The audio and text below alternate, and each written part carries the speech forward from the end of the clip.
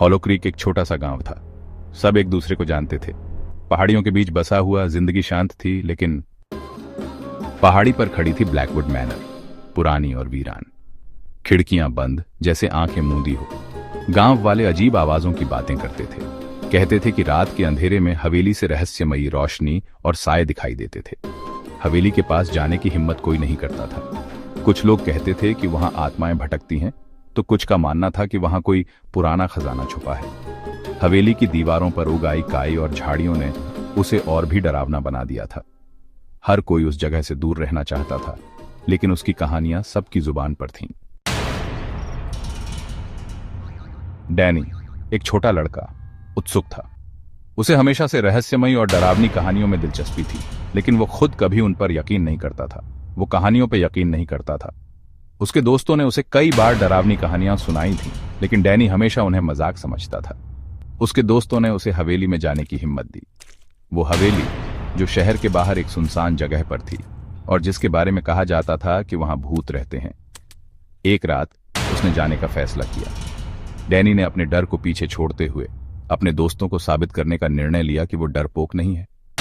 उसने अपने दिल को मजबूत किया और हवेली की ओर चल पड़ा।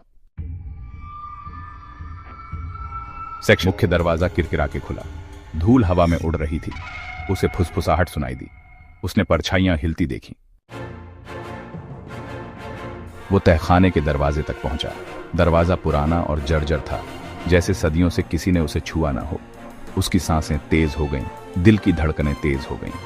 उसने धीरे से दरवाजे को धक्का दिया और दरवाजा चरमराते हुए खुल गया। एक ठंडे हाथ ने उसे पकड़ लिया। वो धीरे से मुड़ा। उसकी आंखें डर से फैल गईं। उसने महसूस किया कि हाथ बर्फ जैसा ठंडा था, जैसे किसी मृत व्यक्ति का हो। उसकी रीढ़ की हड्डी में सिहरन दौड़ गई। ये उसके दोस्त थे, हंस रहे थे। उनकी हंसी में एक अजीब सी क्रूरता थी। डैनी को समझ नहीं आया कि उसके दोस्त ऐसा क्यों कर रहे थे।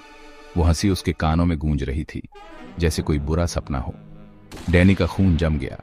उसकी आंखों में डर साफ झलक रहा था। वो हिल भी नहीं पा रहा था, जैसे उसके पैर जमीन में धंस गए हों।